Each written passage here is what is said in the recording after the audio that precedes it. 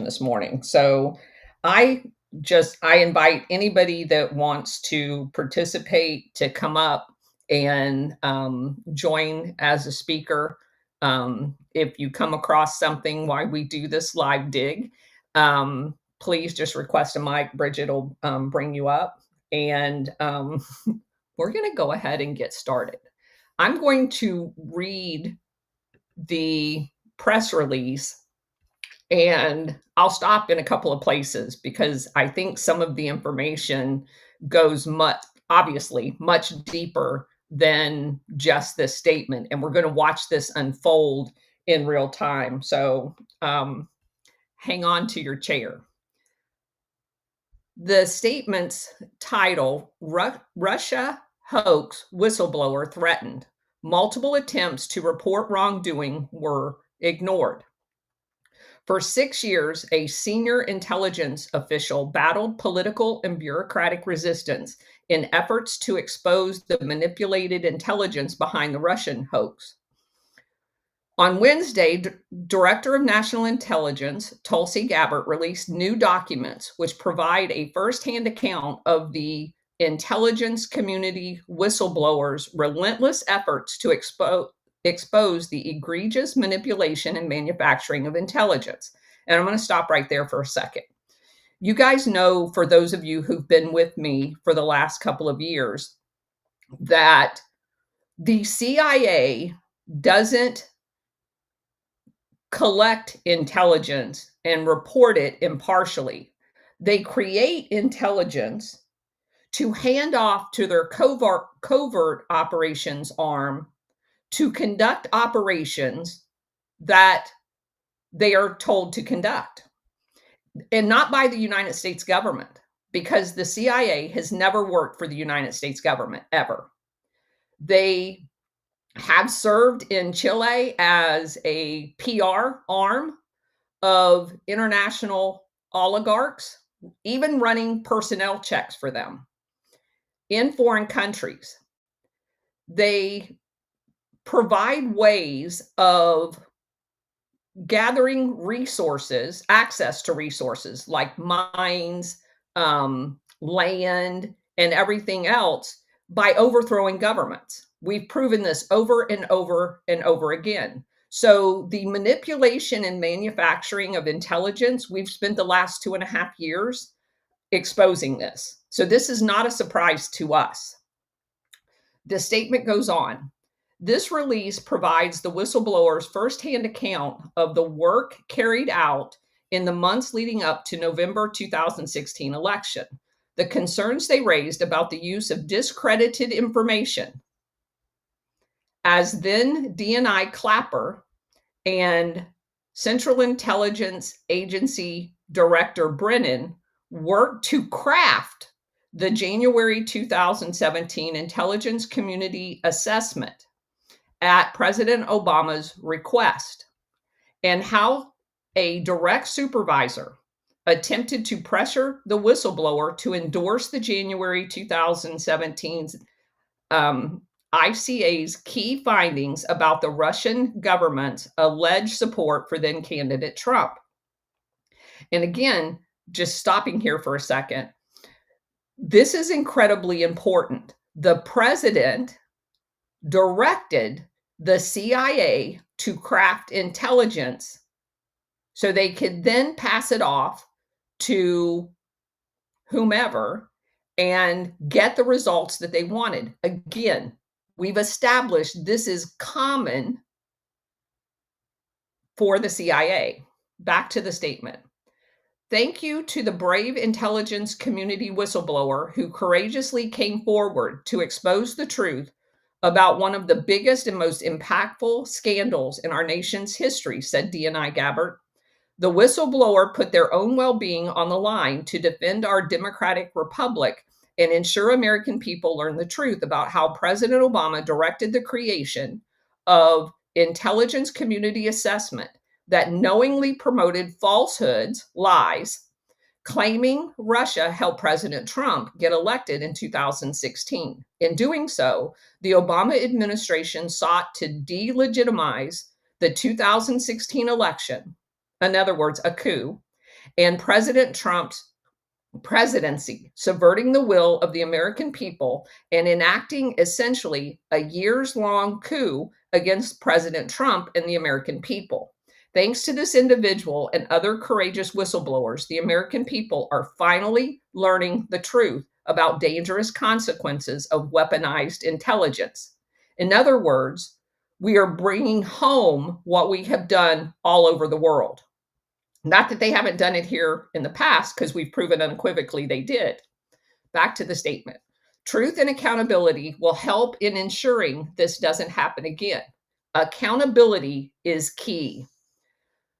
The statement goes on. Statements from the whistleblower's supervisor pressuring the whistleblower to accept the contrived January 2017 ICA's finding, despite expressing concerns about the discredited information used to support these findings, an action that the whistleblower supervisor said would be necessary for the whistleblower to receive a promotion. That to me is just crazy. So, but we know this is not uncommon. The statement goes on, the whistleblower's refusal to accept and concur with the January 2017 ICA findings, stating, quote, I could not concur in good conscience based on the information available, unquote, that Russia preferred then candidate Trump in 2016. The whistleblower's concerns about flawed intelligence practices, in other words, they just made the shit up, namely selectively using open source references to Russia media as quote unquote evidence for the Russian government's support for Trump, while ignoring foreign media from other nations, including NATO allies, that denigrated Trump and supported Hillary. I'm going to stop right here. It's critical that people understand the media is controlled by intelligence agencies on purpose for this exact thing. We've seen this time and time again. Again, back to Chile. They bought the equivalent, they being the CIA, bought the equivalent of the New York Times in Chile during their coup against President Allende. We've seen this in Brazil. We saw it in Nicaragua. It's going on right now in Nicaragua. They did the exact same thing in Venezuela. This is a common practice for the CIA. The statement goes on. The whistleblower's repeated attempts to report concerns about the false information used in the January 2017 ICA to multiple government officials. This is critical, guys, including the IC Inspector General. We're going to go into depth on that.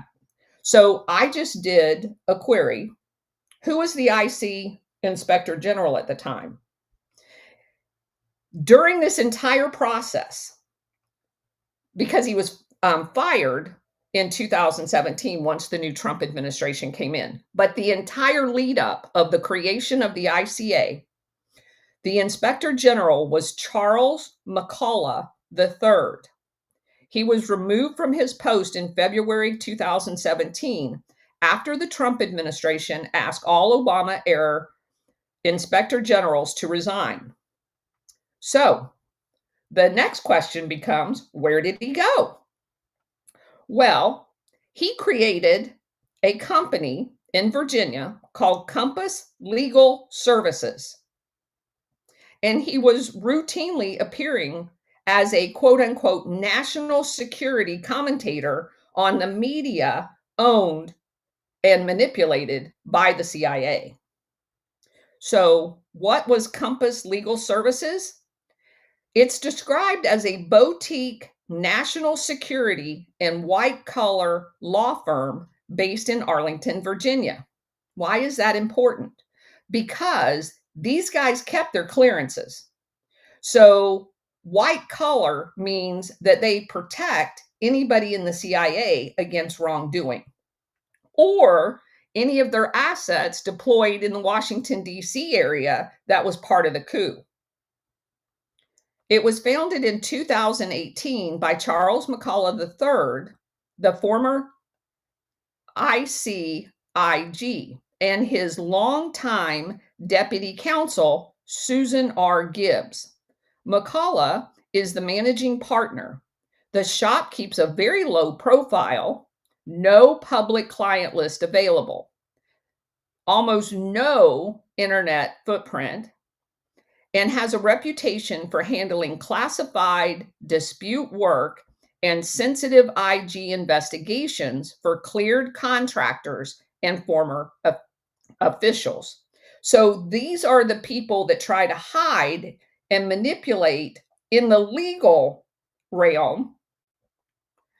And what I find most interesting, given our most recent conversations about private military contractors, this is one of their go-to firms in order to hide their wrongdoing when they are accused of wrongdoing. So, who is Susan R. Gibbs? She spent 25 years inside the intelligence community's legal machine from 1993 to 2006, which would cover Clinton and Bush's first term. She was the CIA Office of General Counsel. She was in there. She wasn't the actual general counsel. So she was in that office. Litigation, in there, she did litigation counsel, then senior counsel handling classified and disclosure and congressional investigation defense. So she's the one that hid all of the shit from the Congress during Clinton and Bush. And why is that important? Because she was hiding all of the shit that they were creating, all of the false intelligence that got us into 9/11 and Iraq and Afghanistan. This is the woman that was the gatekeeper to every congressional inquiry into the CIA during Clinton's administration, which was a disaster, and Bush's first term, which was a complete disaster. She then moved in 2006 through 2010. So again, the rest of Bush administration and the first couple of years of Obama's administration to the Office of DNI, Office of General Counsel. The Deputy Associate General Counsel for Intelligence drafted covert action legal opinions. In other words, she's the one that justified all of the covert actions around the world, the toppling of governments, everything else, out of the Office of General Counsel at the DNI. From 2010 to 2017, she worked in the office of the IG for the ODNI. There, she provided counsel to the IG, McCullough. She became later the Deputy IG for Investigations and Legal Affairs, working directly for Charles McCullough. After leaving government in February of 2017, she co-founded Compass Legal Services with McCullough, where she was a partner specializing in classified information, litigation, and you're not even going to believe this, and whistleblower defense for national security clients.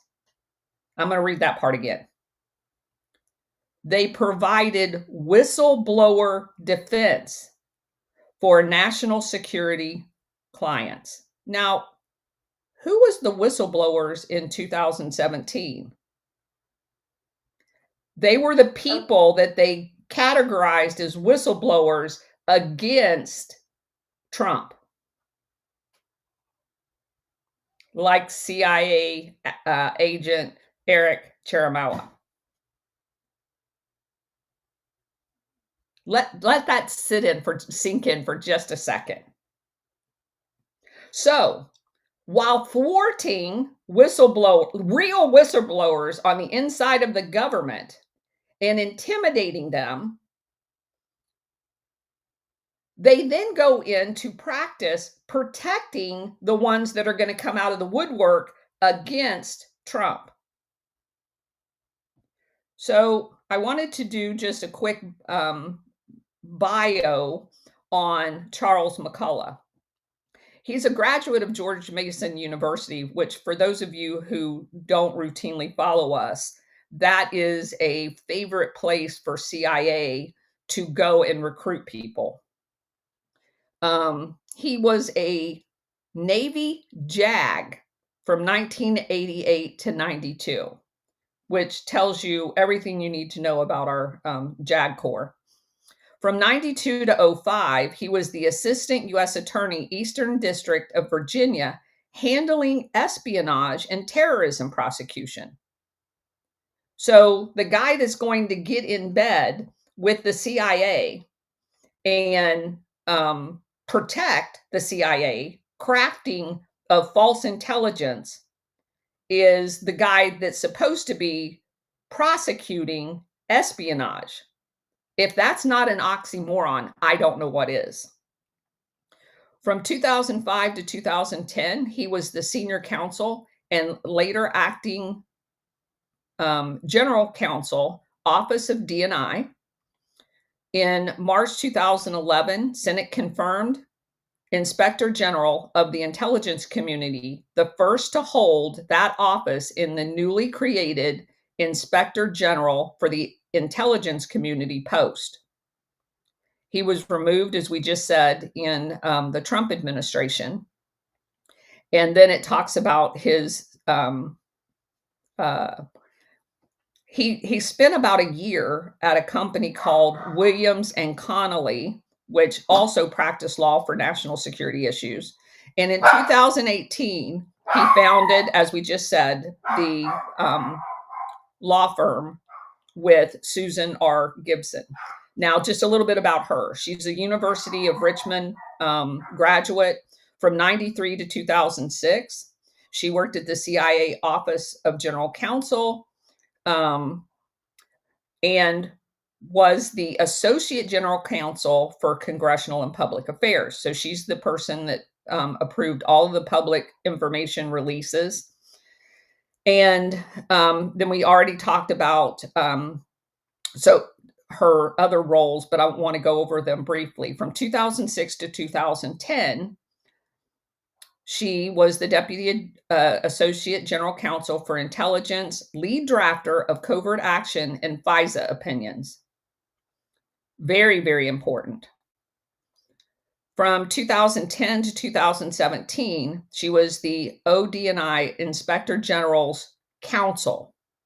So she was the personal lawyer for Charles McCullough when he was the IG. Then she temporarily, for about a year, while he went to the other law firm, she went to a law firm called K&L Gates that specializes in national security and government investigations, which again is just ludicrous. This is how they hide shit from us, guys. And then, of course, she went and created Compass Legal Services. So I just did a real brief search on K&L Gates. It's a global law firm with 2,000 lawyers across 45 offices on 5 continents. Its headquarters is in downtown Washington, D.C. on K Street with all the lobbyists.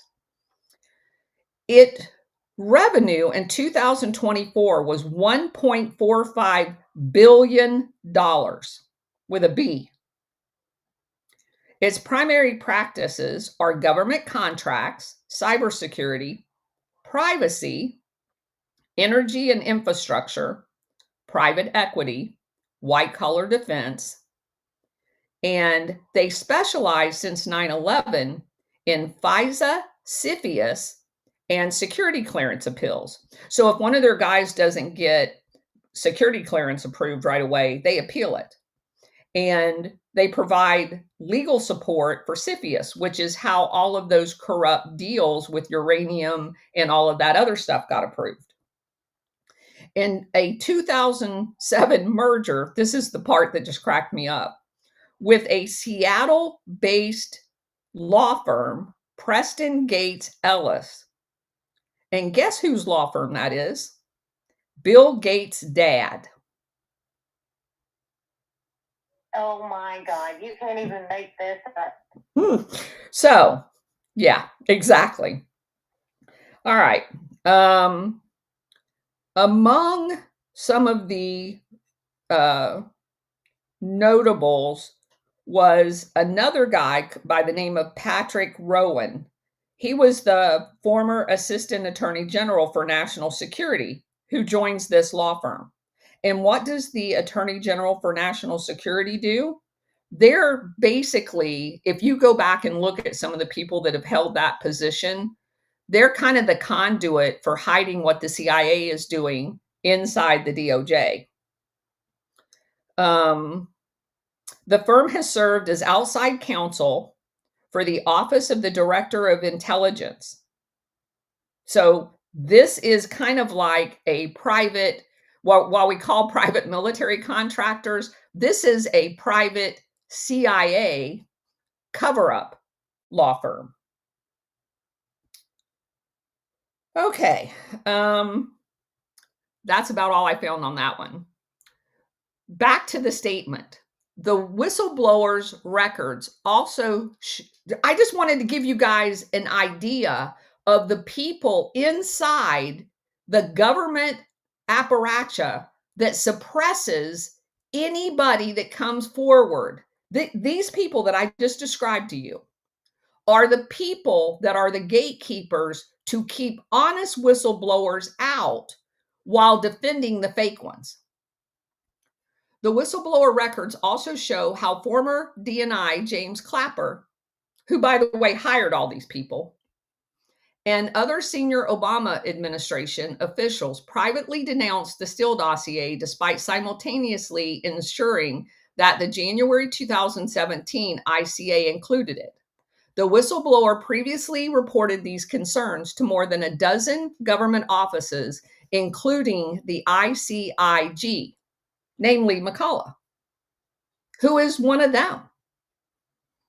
Special Counsel Durham, a U.S. senator, and the other official whistleblower channels over the last 6 years. So he came forward. I really, really want to know who this U.S. senator is. He came forward to the ICIG, Special Counsel Durham, the U.S. senator, and other official whistleblower channels. The DNI Gabbard's whistleblower protections enabled her to investigate and confirm these allegations, revealing the truth about Obama-led creation of a manufactured intelligence assessment, which knowingly used false and discredited information to sell a lie to the American people. This document would be used as the foundation for multiple investigations and legal actions against President Trump and other senior officials, to include Devin Nunes. The IC whistleblowers have historically faced deliberate hurdles to reporting and exposing wrongdoing, political pressure, threats of actual acts of retaliation, bureaucratic obstacles, and the unnecessary intentional overclassification of intelligence have too often hindered public disclosure, accountability, and reform. On her first day in office, DNI Gabbard made clear that every individual in the intelligence community understood their rights as potential whistleblowers, which includes having access to legal protected channels to report wrongdoing. In support of this goal, DNI Gabbard established a direct line for IC staff to report claims.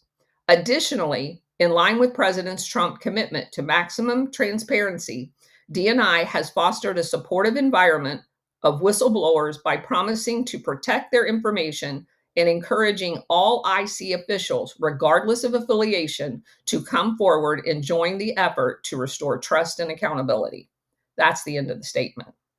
And attached to that statement is the whistleblower's full accounting, which I encourage everyone to click on and go further down into this rabbit hole, because I will be going into his actual statements, or hers, and looking into that, because this is playing out in real time what we've spent the last 2.5 years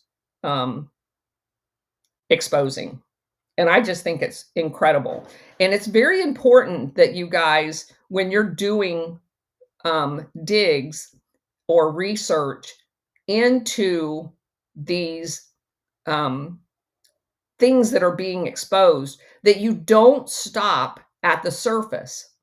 It took me about 5 minutes to search out who was the IG at the time, where he went, what his background was. Because if you don't put the context of that into the surface press release, you're not going to understand all of the connections. And so I encourage everyone, when you get this information as a citizen in the United States, your responsibility is to hold your government accountable. And we've spent thousands of hours looking into the background of all of these coup operations to give you a context in order to process. Unbeknownst to us, we didn't know any of this stuff was going to happen, but I believe you guys are much better prepared to examine the depth of the information that is going to be coming out, so you don't feel like you're overwhelmed. You have the tools available to put these things in context. And I hope all of you guys take the opportunity to do that. Did you have something you wanted to add, Bridget? Well, one of the things that is remarkable, and again, showing the patterns, is that, like in the past, we talked about how they thirst these organizations. So even though they leave the government, they're really not leaving the family, the shadow government. Yeah. And in just like this whistleblower protection group, they're essentially creating, it's like, okay, we'll just create an entire personnel. We've talked about, they create insurance companies, they create law firms, they create different types of organizations to support their shadow government, so that if we needed an investigation of something that happened, they already have it staffed, ready, and ready to go, so that they can support what the lying shadow government is doing. Like if they needed somebody accredited, we've got a group that can accredit them, and research, quote, research, air quotes, their allegations. Well, they're not researching if they're just creating documents to support whatever it is that the shadow government is claiming. One of the things we have to do, we have to insist our government does, is when people are released, like firing all of the IGs, it does not do you a damn bit of good to fire them if you leave them with security clearances. Right. And then I know for a while there, they were talking about requiring them not to be able to work in certain sectors for so many years after they leave government service, which would, in my opinion, include these type of. But that generally only applies. Now, there are some things for Congress, but that generally only applies to military officers and what they can do when they retire. Very seldom is there any restriction on civil service employees in what they go and do the next day after release from government service. That applies to military officers, and there are some. There's been a contentious effort of, telling Congress they can't be lobbyists immediately and stuff like that. But those rules generally apply to, but they can get around them. Instead of going to work for Lockheed as a general officer, you'll go work for a subcontractor and then end up at Lockheed. And they give waivers out like you and I hand out dollars. That's how, what's his face? The guy that was just the SecDef, wearing his shield, Austin. That's how he got to be SecDef. He wasn't allowed to have that job. He got a waiver. If you have a law, you can't waive it. Right. And that should apply to every single intelligence asset and or employee. I would, in my opinion, more so even than it does to the military. The problem with that is CIA assets are not even identified officially because the CIA has set up over 200 shell companies in order to employ. We discovered there was a whole tranche of information that came out in a FOIA of a list of all of their quote unquote assets and the companies they had set up to include retirement. They had an entire company that managed the retirements of their assets. So if you have, and let me just explain that a little bit more. If you have a guy that is, he can't be employed in the CIA officially because, he's murdered people or whatever. They pay him under the guise of a fake company. And because it's being funded covertly by the CIA, no documentation of it, except the one company that was doing the HR function as a fake company for these other fake company employees got exposed. And the FOIA generated a list of the companies, the shell companies that they had created to manage this shadow government, shadow intelligence agency. And there were accounts that the HR people were paying into retirement funds that fake company looked like private equity, but it wasn't. It was actually managing they were literally living like civil service employees off the books. They had IRAs, they had everything. Like BCCI, or so many other of these shell corporations that all of the leadership. Well, not like, but intelligence or related to, But not like BCCI. BCCI was an actual bank. And that was not a shadow thing that we didn't know anything about. Right. That was a false front for CIA money laundering, drug trafficking, and human trafficking.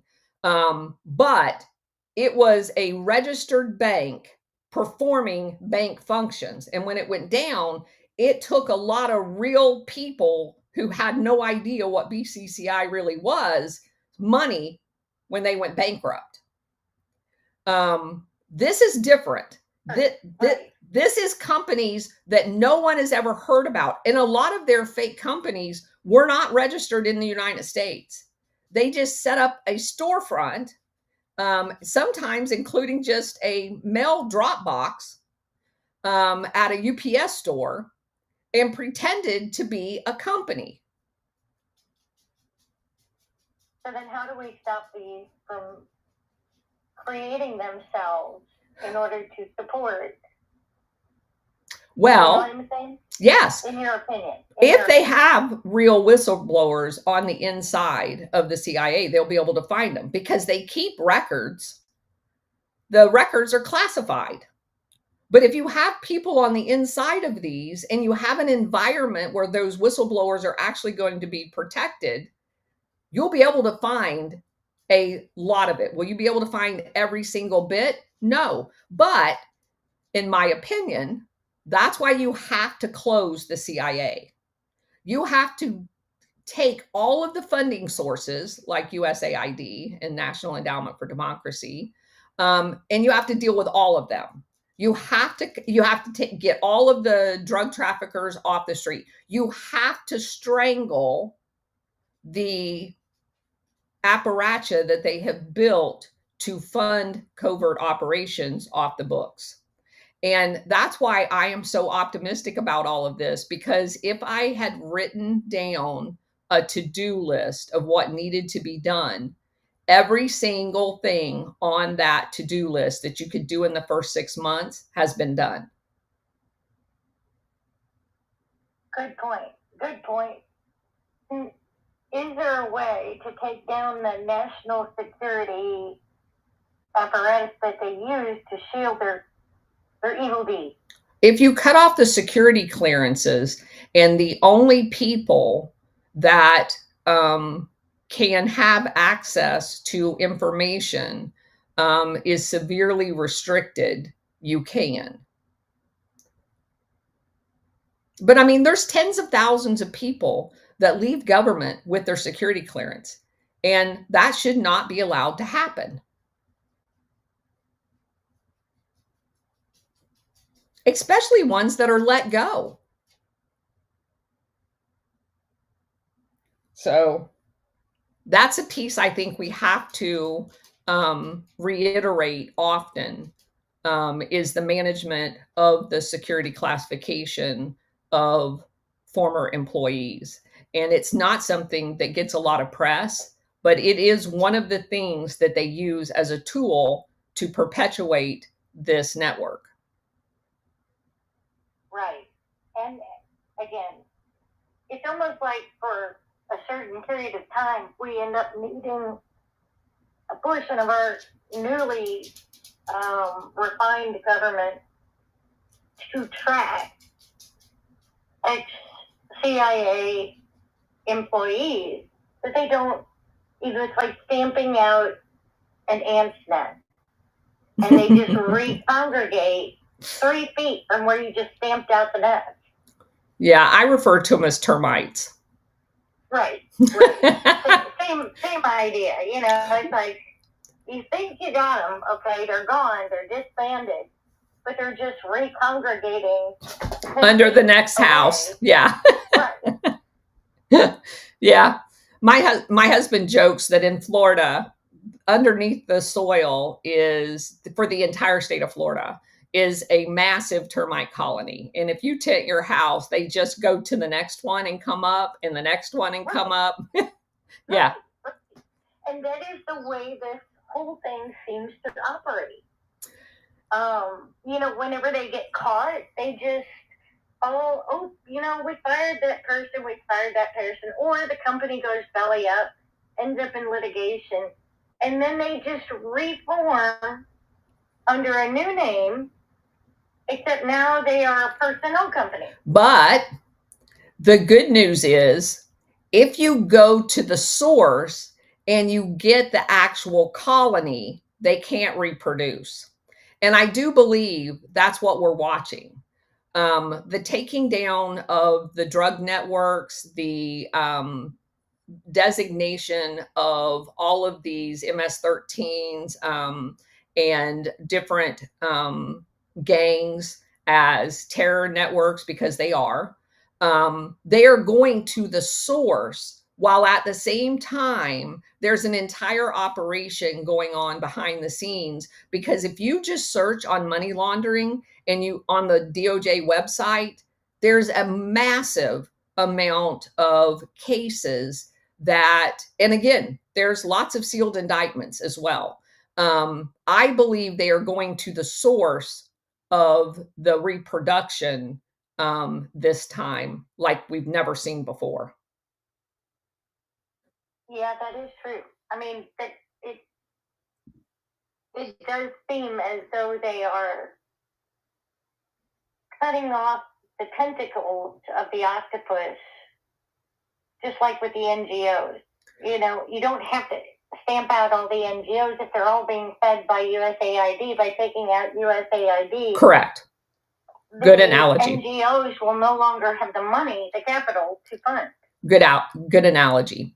And we also have discovered that the USAID feeding these foundations, which is going to be another shoe to drop in the future, is exposing the foundations for what they really are. And of course, we've done that in the past with the Reese Commission in 1975. We know what they're doing, but I do believe for the first time, we have an administration that accountability is going to happen. And that changes everything in the past, because all of the exposures in the past were done like, can you imagine having the 1975 Church Commission and all of those, Pike Commission, when Nelson Rockefeller is the vice president? And exactly. No accountability was ever going to happen, because it was critical for Nelson Rockefeller, who orchestrated almost single-handedly for his financial benefit all of Operation Condor in Latin America in one way or another. And so this is the first time that this has ever happened, where you have an administration that was not selected, but elected. True. And I mean, it's kind of like Adam Schiff being the head of one of these groups to investigate the CIA. Correct. Correct. Correct. Yeah. So long as they have the power, and we're not seeing that with this administration. Correct. Or at least doesn't appear to be. Correct. However, if I could slightly sideline, what is your opinion about the Josh Hawley thing? I don't want to comment on that.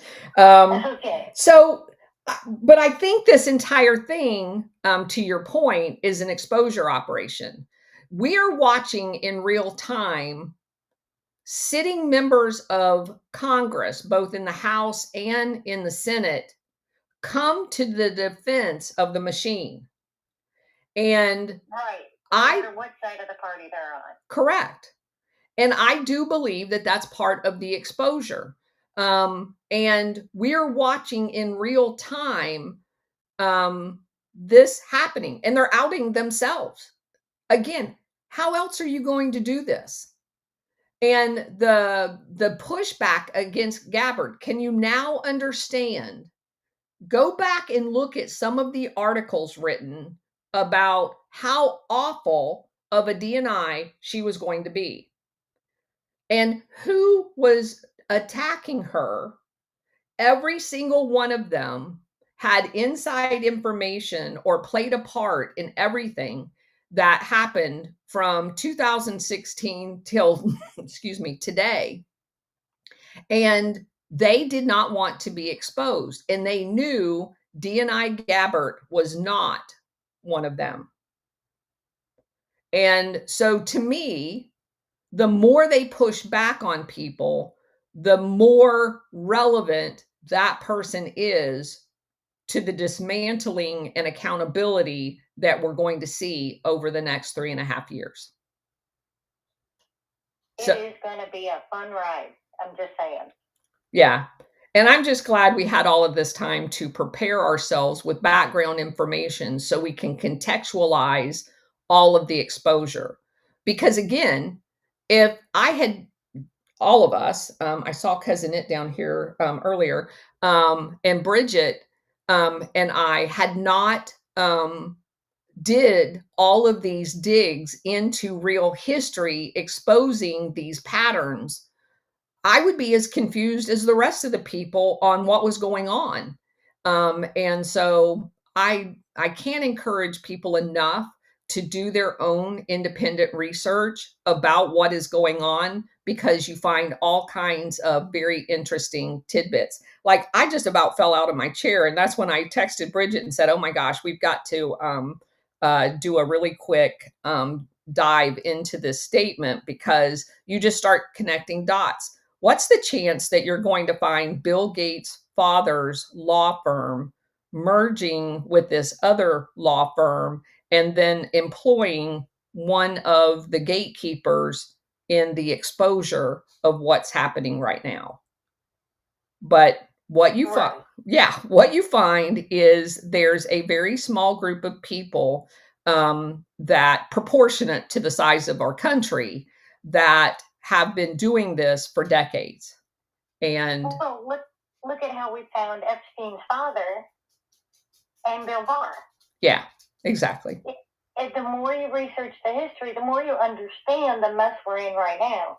And you see and understand the clipping of the tentacles, just like the USAID one. And that's, a lot of people don't really appreciate that within, what was it, a month of him coming into office, they clipped that tentacle. That was a major artery. And that is not an accident. That was a very strategic, planned surgery. And it was a beautiful thing to see. Right. Just like the UNESCO. Just like so many of these that we had already exposed. Yeah. Yeah. And UNESCO birthed so many other organizations that it was feeding. So once you cut that off, these other ones will dry up.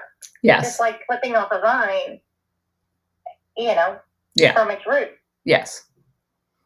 So I am going to put all of the information that I gathered out on X in the next hour or two so you guys can share it. And I will attach the press release that has the links to the whistleblowers' actual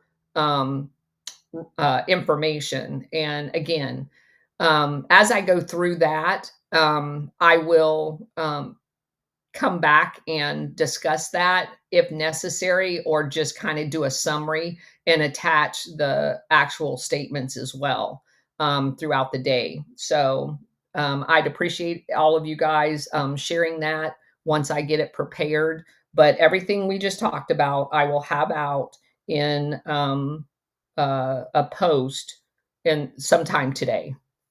So please do. Go ahead. Can I say something real quick? Sure. Just because, okay, so like you guys have been doing a great job of reposting. Yes. The Colonel stuff, and all of a sudden, like, it broke the algorithm. And now but whenever that happens, like almost immediately after, it throws this cap on, like a governor on a car. If anybody remembers what those governors on the car does. But anyway, and now all of a sudden it's back on. So if you guys can repost the crap out of anything, just go comment on, pick something.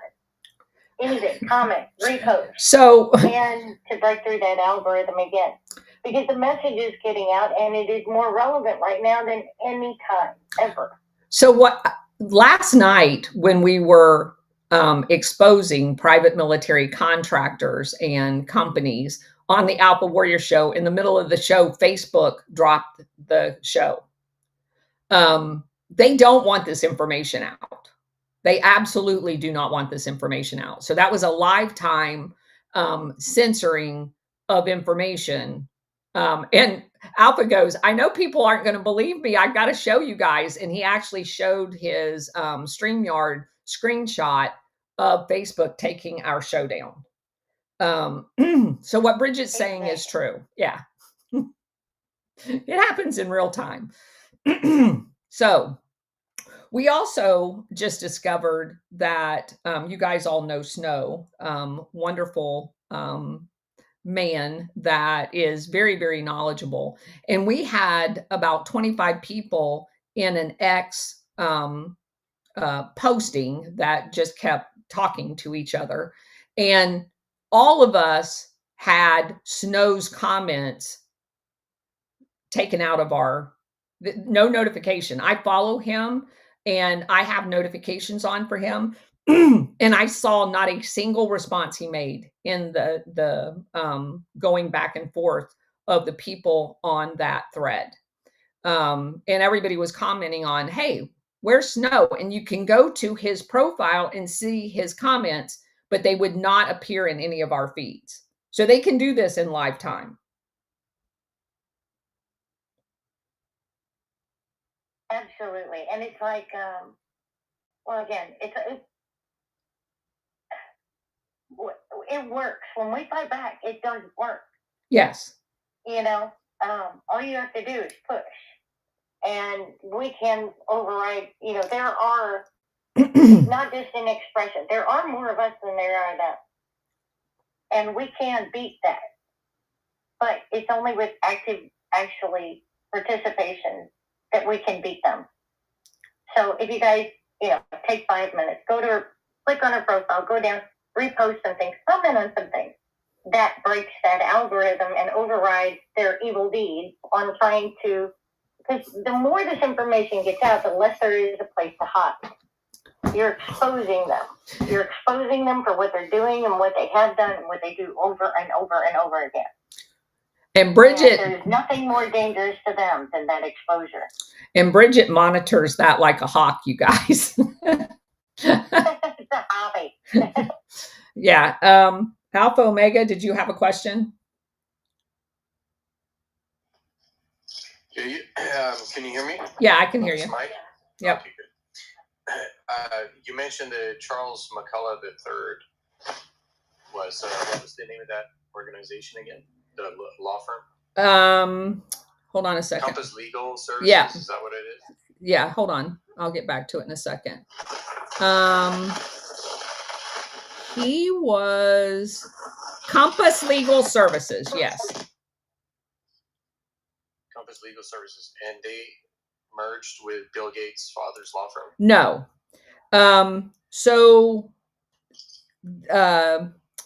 Hold on a second.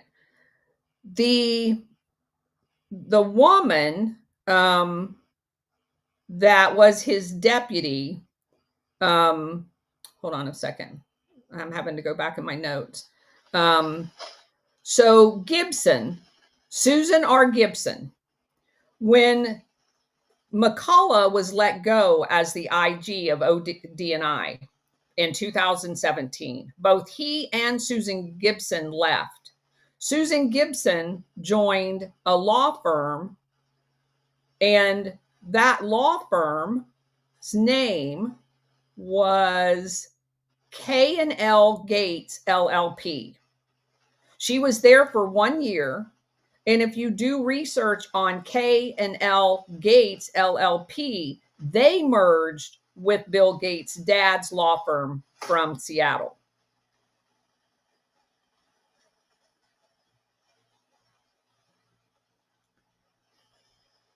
Does that make sense? Yeah, if it's called K&L Gates LLP, I would assume that law firm also belongs to Bill Gates or Bill Gates' dad. Well, no, the dad, they kept the Gates name on it, probably for PR purposes.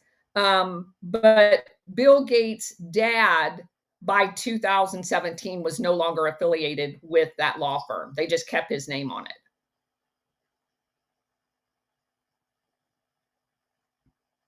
With Gates' dad's law firm that merged with K&L Gates.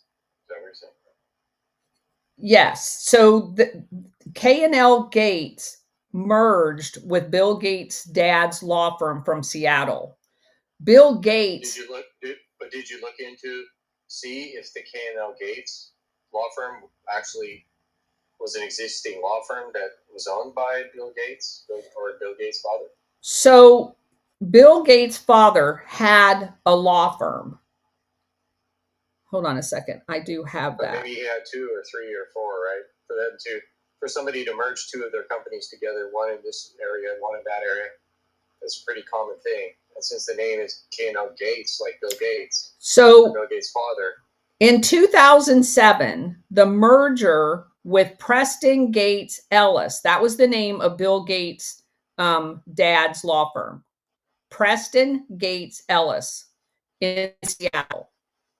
Preston Gates Ellis law firm joined with a DC law firm called Pittsburgh and Kirkpatrick, Lockhart, Johnson, and Kaufman. So the only ones left by 2007 was Kirkpatrick and Lockhart, which is where you get the K&L from.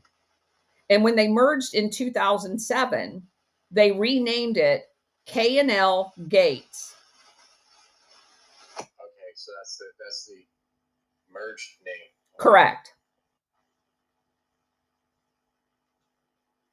Yeah, good question though. Okay, and McCullough, does this McCullough have any relation to Peter McCullough of the McCullough Foundation and the Wellness Company, etc.? I did not look into that. That's a great point. Because McCullough has a lot more to meets the eye in the what he's been involved with, other than just quote unquote only being some cardiologist. He has a lot of history as well. No, that's a great point. And I will definitely look into that when I'm going through the rest of these statements. Thank you. And nobody, it's amazing. Nobody's exposing any of these new heroes that everybody, it's so weird how America is just such a cult of celebrity, and they just, you say anything about these people, you are, okay, well, who's this new guy? What's going on with this guy? Oh, how dare you question? You're on the other side. I know. They just attack. It's just like they lose their brains. They want to, okay, question everything against the other, but don't you dare question our people. Don't you dare question. I mean, it's just so delusional, and they just fall right into the trap. And a lot of that is orchestrated because these so-called heroes are handed to them, knowing that this is being orchestrated, and so you have these legions of sock puppet accounts or whatever attacking anybody who dare questions. And we've definitely experienced that. Yeah, you have people like the McCullough Foundation that's pumping all of this pharma product instead of natural health, and not even addressing many of the aspects of the injections and what's inside of them. Not talking at all about the molecules, molecular engineering of this, not talking at all about any of the engineering of it at all in SARS-CoV-1, and then the development of this through 2015 and so on. And the entire history of this going back 150 years of the engineering, the patents, all the records of this, no, not going to touch any of that. Very clearly a gatekeeper. And then he's got this deep partnership with the CIA, Foster Coulson, famous public CIA contractor with the chemical spraying planes for the CIA. What the hell does the CIA have fleets of contractors with chemical spraying planes for? Well, because they used them in Vietnam, and even earlier, they used the British used the MI6 used them in Malaya. They used them in Cuba. They've used them in Latin America. They take out competition with them. Right. Yeah, and then you have so Foster Coulson is with his wellness company. He's partnered with literally Arab Prince of Blackwater, who's partnered with some Chinese technology makers in the UAE, Dubai, and so on. And Arab Prince was tasked with building their army over there, and they've made the new cloud seeding technology patents, literally using graphene and graphene oxide as the seed crystal for their cloud seeding, and they've been using this over there and at other places. And who's going to spray that into the sky? Well, who's got the planes? Well, of course, Foster Coulson has the planes to do this, and then spray all kinds of other things. Like maybe they spray remdesivir in the sky, which then gives you the quote-unquote symptoms of quote-unquote COVID. And that's a very easy thing for them to do, and spray these kind of molecules in the air that will induce hypoxia and what they've determined, what they've claimed as the symptoms of COVID-19. And here these people, they're sponsoring this whole new narrative media and loading up all of these pharma products on everybody. And then anybody who questions this, they just viciously attack. They threaten to sue them in lawfare. They did that to this woman, great videocaster named Amazing Polly. Went after her really hardcore, publicly doxed her illegally. Foster Coulson did in front of everybody, publicly all over Beck's illegal actions there. Was going just batshit crazy, foaming at the mouth over this woman for daring to question, who's this guy, who are these people, what's going on, and looking into it and exposing it. and then they were gatekeeping. There was a bunch of things that they were requiring in the contract that people not talk about in regards to the injections and in regards to certain supremacist chosen people and so on. And even Stu Peters was kicked out of the wellness company organization due to breaching that contract, apparently, with his speech. And he was thrown out, and other people have been eliminated. And they have this group of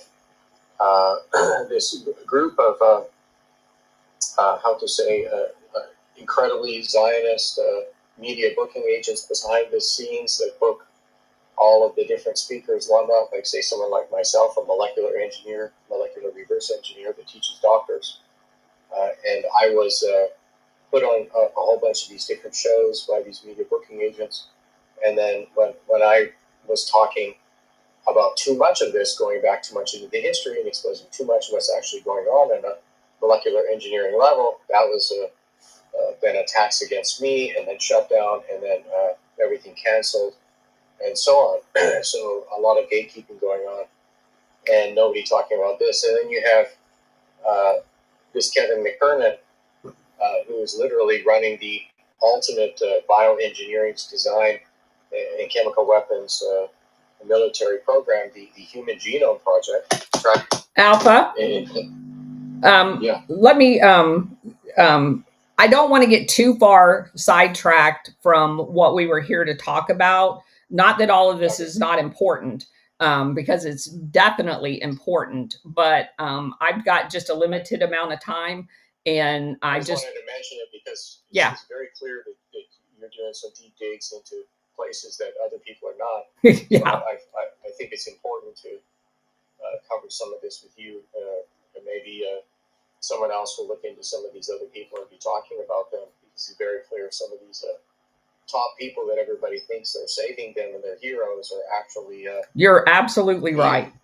They're the key deep state agents and gatekeepers, in fact. You are absolutely right. And we have example after example of that. And that is what happens to people that discover the truth and try to expose it. Bridget, go ahead. Yeah, then, when he was mentioning the pushback and things like that, it's like exposing, I can't think of his name now, brain fart. The guy that will never talk about No. Gladio.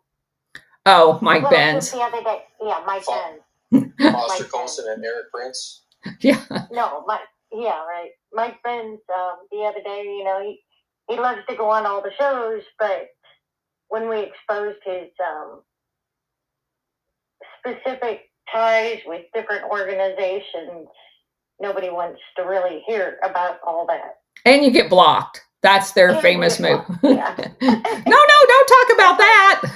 I'm just trying to keep everybody over here. You're taking them over there. Don't talk about that. Yeah. Right. Yeah. So, but I think this is definitely the audience that is interested in the truth. And so thanks for sharing that, Alpha. And guys, I need to jump off of here. My grandbaby's coming over in just a second. So take care. And we will be back a little later. So thanks for joining us.